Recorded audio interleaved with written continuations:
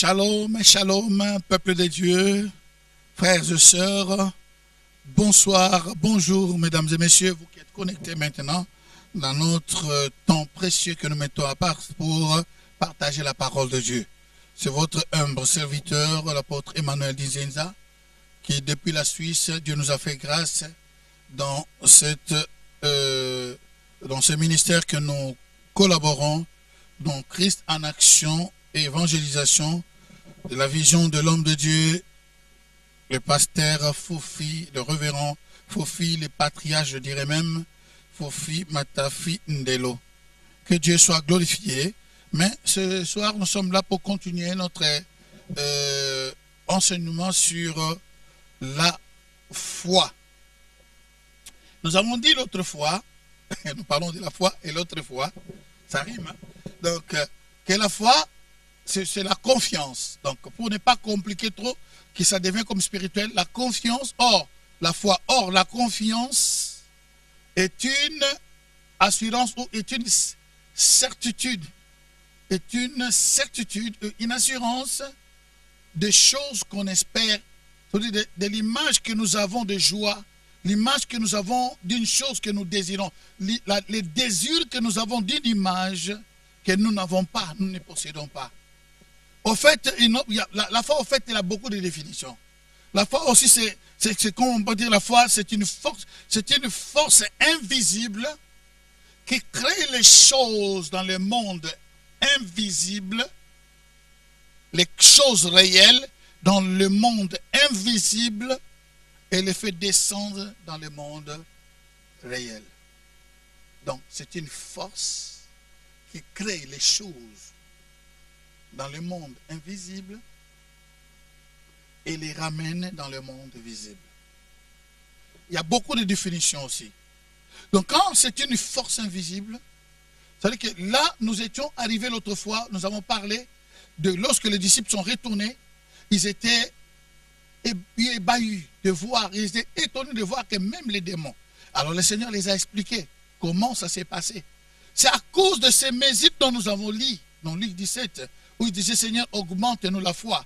Ce n'est pas question d'augmenter la foi, vous avez déjà une mesure de foi que Dieu a donnée à tout le monde. Maintenant, c'est à toi et à moi de développer cela. Comme nous avons parlé de cet enfant qui est né, si l'enfant qui est né ne veut pas manger, ne veut pas prendre du lait, il ne grandira pas.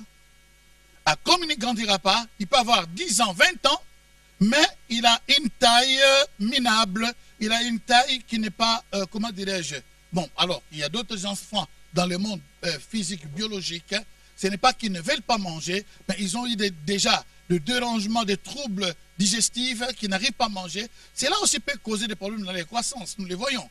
Si vous avez vu pas mal de fois des images en Afrique, quand on parle de kwashiorkor, quand les enfants ne mangent pas, vous allez voir un enfant qui a grandi, donc il est encore bébé, mais vous ne savez pas distinguer son âge, parce qu'il y a la malnutrition à cause cette déformation physique, alors que c'est quelque chose qu'on mange, mais peut causer aussi des dégâts dans le corps physique. Et comme la foi, c'est quelque chose de spirituel, et si elle n'est pas alimentée par la nourriture équilibrée, attention, il y a aussi nourriture et nourriture, parce que la Bible dit que la foi vient de ce que l'on entend, et ce que l'on entend vient de la parole de Christ. Et ça, nous sommes dans Romains chapitre 10, dans son 17e verset. Dans certaines Bibles, c'est traduit, c'est comment? La foi vient de ce qu'on attend vient de la parole de Dieu.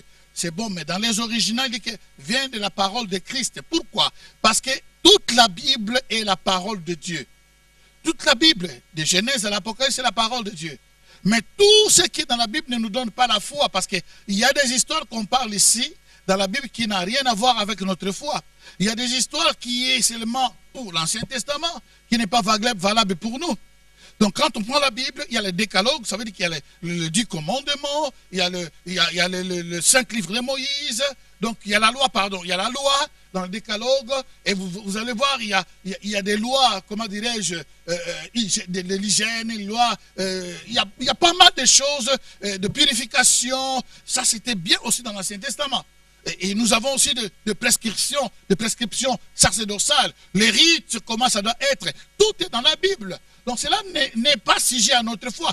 Or la foi vient de ce qu'on attend, et ce qu'on attend vient de la parole de Christ. Vous allez remarquer une chose. La Bible dit que tout, à partir de Actes chapitre 6, donc il y avait comment dirais-je, il y avait des diacres qui étaient choisis parmi tant d'autres. Il y avait Étienne, il y avait Philippe. Il dit que tous ceux qui étaient dispersés allaient prêcher la parole de Dieu. Mais vous allez remarquer, mais Philippe prêcha Christ. Mais Philippe prêcha Christ. Lorsqu'il prêche Christ, il y avait des miracles. Mais tout le monde était parti prêcher la parole de Dieu. Mais Philippe, différence, il a prêché Christ. Quand il a prêché Christ, pardon, c'est là où il y avait des miracles. Voilà pourquoi on dit que si tu veux avoir la délivrance, tu prêches la délivrance. Quand tu parles des démons, vouloir ou pas, les démons vont se manifester. Parce que les gens vont avoir la foi de ce que vous dites et les démons font mal. Si vous voulez que les gens puissent grandir dans la prospérité, prêchez la prospérité. Vous allez voir que les gens vont augmenter dans leur prospérité. Vous voulez que les gens puissent aimer le Seigneur, prêchez l'amour. Vous voulez que les gens puissent se préparer pour le retour du Seigneur. Tout ce que vous prêchez, les gens vont s'adapter à cela. Donc tout ce que les gens entendent, cette parole est une sémence et cette sémence va créer ces dons et comment il a été préparé. Non. C'est important, chers amis, pour développer cela. Donc, cet enfant doit grandir en mangeant. Comme on a dit que ce n'est pas tout ce qui est mangeable. Tout ce qui est dans la Bible n'est pas mangeable. Il y a des choses qui sont réservées uniquement. Parce que vous savez, dans la Bible, on parle d'Israël. On parle comment dirais-je, on parle de l'Église, on parle aussi du monde. C'est-à-dire qu'il y a des choses ici dans la Bible que des fois, nous les prenons, mais qui n'ont rien à voir avec nous. C'est pour Israël. Donc, vouloir ou pas, même si nous sommes des oliviers sauvages, que nous avons été greffés dans cet olivier naturel qui est Israël, quel que soit les rejets, comme Romain nous le dit, nous avons été greffés, c'est eux qui sont naturels. Dieu saura comment le récupérer dans les temps à venir, parce qu'il a fait l'alliance avec Abraham. Au travers d'Abraham, nous avons Israël. Donc, Israël n'est pas jeté. Donc ça, il y a des choses qui concernent seulement Israël en toute son entièreté. Donc ce n'est pas à nous. Donc cela n'est pas pour nous. C'est pour l'Église aussi. À ses promesses. Et nous savons que Dieu le Père, c'est l'époux d'Israël. Et nous savons que Jésus-Christ a son épouse. C'est l'Église, c'est toi et moi. Donc voilà pourquoi que notre foi est basée sur Jésus. Notre foi est basée sur ce qu'il a fait. Sur la croix Golgotha. Donc nous nous retrouvons en Jésus. Nous avons tout en Jésus. Voilà pourquoi Hébreu même dira que dans les temps anciens, Dieu parlait par les prophètes, mais dans ces derniers temps, il nous parle par les fils. Notre foi vient, donc la foi vient de ce qu'on attend, et ce qu'on attend vient de la parole de Christ. Quand nous mangeons la parole, c'est important que tu puisses lire la parole de Dieu pour augmenter, pour fortifier, pour croître, pour faire croître ta foi. Dieu ne fera rien parce qu'il a mis déjà une mesure. C'est à toi et à moi de développer cette mesure. Voilà pourquoi vous allez voir beaucoup de personnes ont des résultats, beaucoup de résultats dans leur vie par rapport à la foi, parce qu'ils exercent. Très tôt le matin, ils lisent la parole. Ils ne peuvent pas passer un jour sans lire la parole. La parole de Dieu, c'est la nourriture. Il dit la foi vient de ce qu'on entend. Donc ça veut dire que c'est la nourriture qui fait grandir notre foi. Et quand notre foi grandit, c'est nous-mêmes nous grandissons aussi ensemble avec. Et non seulement nous grandissons, ça veut dire que Dieu trouve aussi d'intérêt en nous. Parce que notre croissance de foi veut dire que nous utilisons, comment dirais-je, tout ce que Dieu a mis en nous. Mais notre décroissance, c'est ça qui déplaît à Dieu et nous devenons désagréables. Et donc, la Bible dit que, or, celui qui s'approche de Dieu doit croire absolument qu'il est le rémunérateur. Il est le rémunérateur. Il est le rémunérateur de tous ceux qui croient en lui. C'est-à-dire que celui qui s'approche de lui avec confiance doit croire que Dieu rémunère. Ça veut dire quoi? Dieu paye tous ceux qui croient en lui. Alors, le paiement, c'est quoi? C'est ce que toi tu crois que Dieu est capable de faire. C'est ça qui serait ton paiement. Lorsque tu t'approches de lui, tu dois croire qu'il existe. J'ai entendu une sorte d'histoire, je ne sais pas si c'est vrai, mais je ne pense pas. Ça pourrait être. C'est le docteur Yonggi Cho qui l'avait dit une fois qu'il était sur Tessin. Il a dit ceci que il y avait un homme qui, dans une nuit, est tombé dans un trou. C'était tellement noir, mais curieusement, en tombant, il s'est accroché sur une branche. Et toute la nuit, il était en train de crier, oh, est-ce qu'il y a quelqu'un qui peut me sauver? Quelqu'un qui est là? Est-ce que quelqu'un m'écoute là-haut? Et puis il entend une voix qui dit, oui mon fils, je suis là. C'est la voix de Dieu. Mais je pense que c'est quelque chose qui nous aide seulement pour expliquer la foi. Ça pourrait aussi être, oui mon fils, je suis là. Oui, est-ce que tu peux m'aider tu peux me débarrasser de ce pétrin ici? Il dit oui, lâche la branche. Ah. Alors la personne était accrochée. Il ne sait pas combien de mètres il lui reste encore entre ses pieds, jusque là au fond. Et puis il entend une voix qui dit, si tu veux que je t'aide, lâche la branche. Il est resté dit, mais ça, en tout cas, je ne peux pas. Je ne peux pas. Je ne peux pas. Il reste dit, est-ce qu'il y a-t-il quelqu'un d'autre là-haut? Parce qu'il ne croyait pas à cette voix de Dieu. Mais très tôt le matin, lorsque la lumière est venue, il regarde dans le vide, en bas, il n'y avait qu'une 40 centimes ou 50 centimètres, pardon. Donc seulement centimètres. Donc s'il avait lâché, il n'allait pas se casser. Il pouvait tomber. La foi, c'est aussi, dans une autre définition, comme on venait de dire, que c'est une force invisible qui crée les choses dans le monde invisible et les ramène sur la terre. Mais la foi aussi, c'est s'abandonner complètement entre les mains de Dieu. Ou la foi, on peut dire, c'est se jeter dans le vide par rapport à la parole de Dieu sans pourtant voir ce que, comment dirais-je, sans pourtant douter de ce Dieu-là. Or, ceux qui s'approchent de Dieu doivent croire qu'il est le rémunérateur de ceux qui les cherchent. Si tu les cherches dans ces domaines, parce que nous n'avons pas les mêmes problèmes, ton problème n'est pas mon problème. Même si tu es marié, ton problème à ton mari et à ta femme sont différentes. Et même si tu es jumeau ou jumelle, tu vas remarquer que vous avez le même figure, mais vous n'avez pas les mêmes désirs. Même les couleurs sont différentes. Ce sont que les gens qui comment dirais-je, obligent aux jumeaux, aux jumelles de s'habiller pareil. Mais si vous les demandez dans le goût, vous allez voir qu'ils ont des goûts différents. Ils ont des désirs différents. À tel point qu'un jour, vous allez voir, une s'est mariée à gauche, l'autre s'est mariée à droite. Pourquoi ils n'ont pas marié les mêmes personnes? Parce que les désirs sont différents. Alors, ici, il dit que celui qui s'approche de Dieu doit croire qu'il est le rémunérateur de ceux qui les cherchent. Je suis là ce soir pour te dire, la foi, c'est quelque chose que Dieu t'a donné. Et aussi, il veut te payer par rapport à ça. Donc, lorsque tu t'approches de lui, crois, ça veut dire, aie confiance qu'il peut faire ce qu'il lui-même il avait dit. En fait, nous ne demandons que ce que lui-même il a placé devant nous. Mais il y a des moments où il va au-delà même de ce que nous ne demandons pas. Et nous allons le voir aussi. Et si nous arrivons, et si nous allons lire maintenant cette mesure de foi, nous allons recommencer encore Romains chapitre 12 et pour aller continuer à expliquer ce que nous avons commencé à expliquer l'autre fois. Je vous exhorte donc, frères, par les compassions de Dieu, je suis dans Romains chapitre 12, à offrir vos corps comme un sacrifice vivant, saint, agréable à Dieu, ce qui sera de votre part un culte raisonnable. Ne vous conformez pas au siècle présent, mais soyez transformés par le renouvellement de l'intelligence, afin que vous discerniez quelle est la volonté de Dieu, et ce qui est bon et agréable et parfait.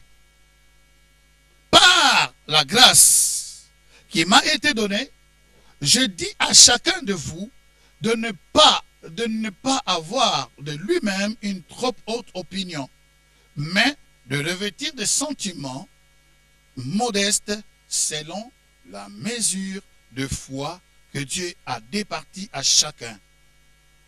Selon la mesure de foi que Dieu a départie à chacun. Selon la mesure de foi. Alors maintenant, nous allons étudier. Pourquoi Dieu est tellement, je peux dire, énervé si on n'a pas la foi? Tout d'abord, il met une mesure de foi. Et c'est cette foi-là que lorsqu'on ne l'utilise pas, c'est comme si tu négliges la personne qui t'a donné. Alors, négliger la personne qui t'a donné, ça veut dire c'est gaspiller tout ce qu'il a fait. Voilà pourquoi la foi vient de ce que l'on entend, ce que l'on entend vient de la parole de Christ. C'est que nous avons tout en Jésus-Christ. Nous n'avons pas, nous sommes dans la foi, pas Israël par la foi, mais nous avons tout au travers de Jésus-Christ. Nous avons tout au travers de Jésus-Christ. Par tout ce qu'il a fait. Maintenant, nous allons lire Éphésiens, dans son Éphésiens chapitre 1. Nous allons voir qu'est-ce que Dieu a déposé dans notre vie. Éphésiens chapitre 1, je lirai à partir du verset 16.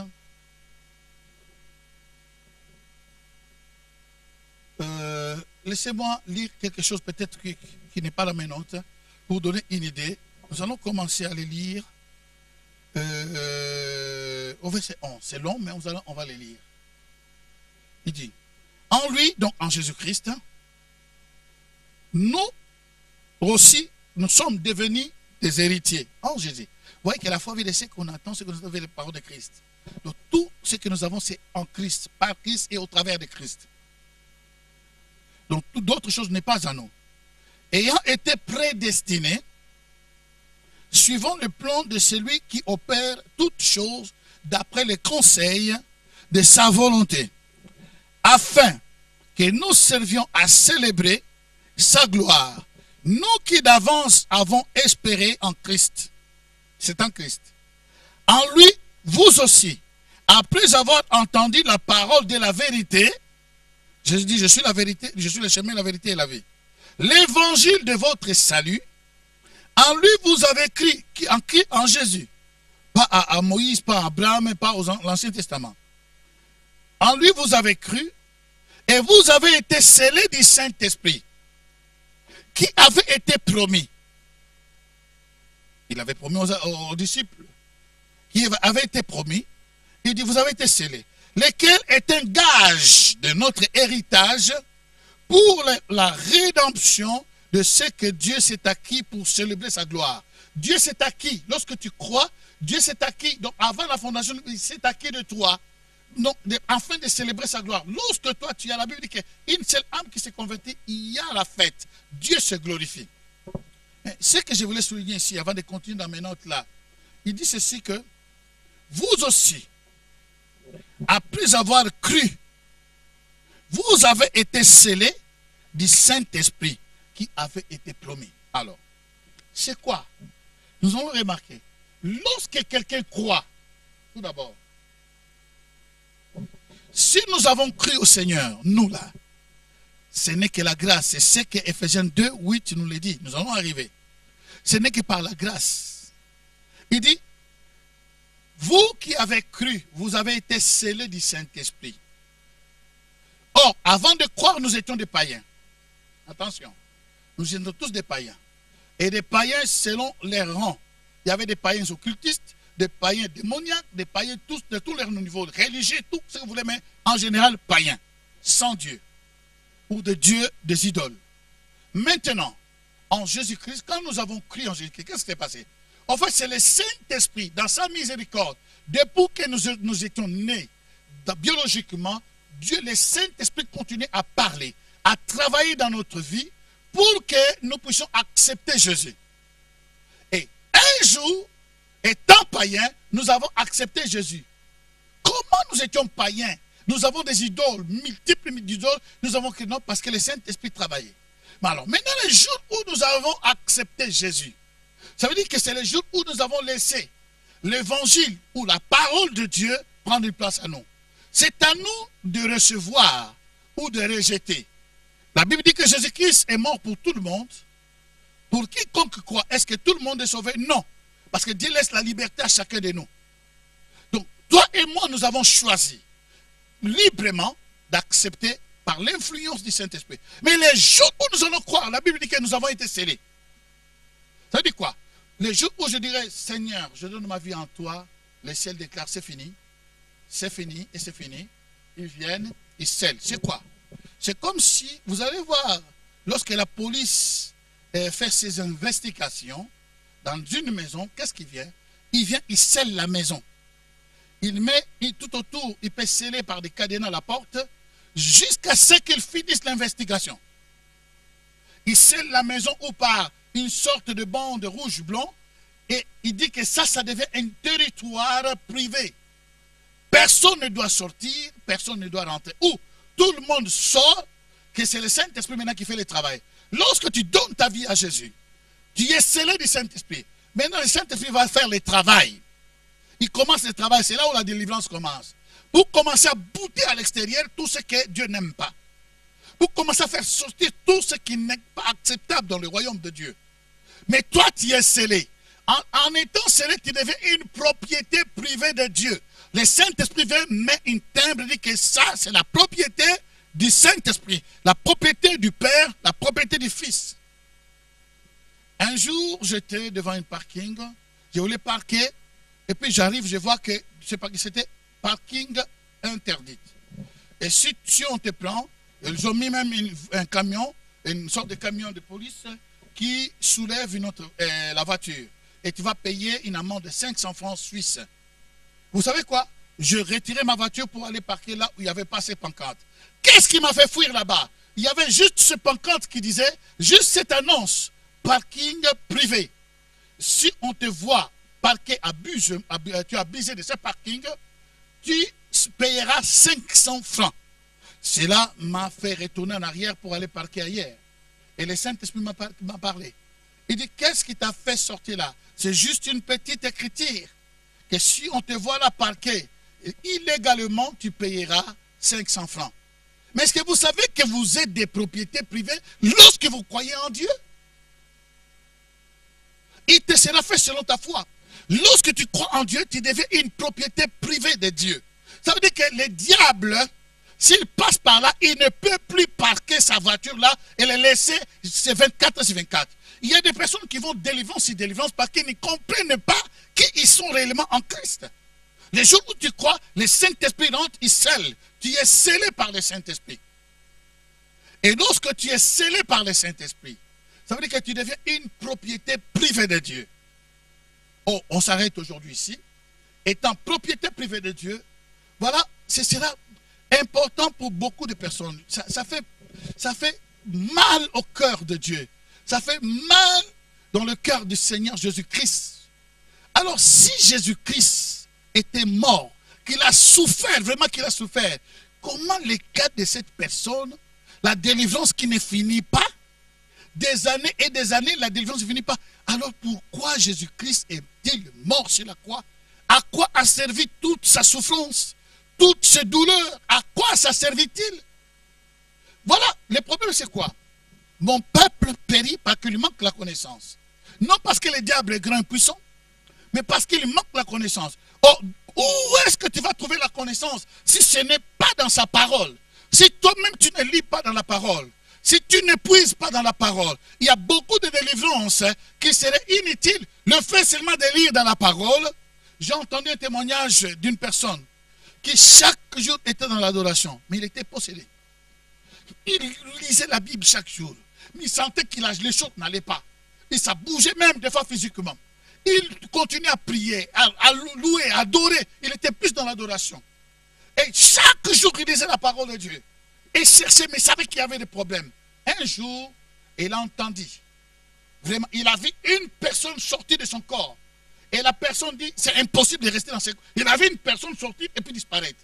Il a été guéri sans un pasteur. Chers amis, lorsque tu reçois Jésus, tu crois dans ton cœur qu'il a été maltraité pour toi. Le fait qu'il soit maltraité, c'est pour ta liberté. Ça, c'est aussi une promesse par laquelle tu dois avoir la foi pour ta délivrance. Que le Seigneur vous bénisse et nous allons continuer la fois prochaine. Seigneur, bénis ta servante, bénis ton serviteur qui veut s'appuyer sur tes promesses, qui veut avoir une image. Au travers de cette parole, tu lui as donné une image de ta promesse, de cette promesse. Pour elle, c'est la délivrance. Pour l'autre, c'est la guérison. Pour quelqu'un d'autre, c'est la prospérité. L'autre, il cherche encore des papiers pour s'installer parce que sans le papier, sa situation ne serait pas paisible. Il va penser, il va commencer à vivre comme, comment dirais-je, un clandestin et cela déstabilise sa vie. Mais ce soir, je te prie, Seigneur, de résoudre ces problèmes au travers de cette foi. Seigneur Jésus, bénis, bénis, bénis, que cette foi de cette personne, toi tu as prié pour Pierre, que cette foi aujourd'hui soit fortifiée, qu'il puisse croire et qu'il puisse obtenir ce dont il a besoin. Reçois cela par ta foi, commence à retourner les songes qui étaient perdus. Et crois que tu as été scellé le jour où tu as dit oui. Si tu as été scellé, tu es propriétaire privée de Dieu. Que Dieu vous bénisse. À la prochaine.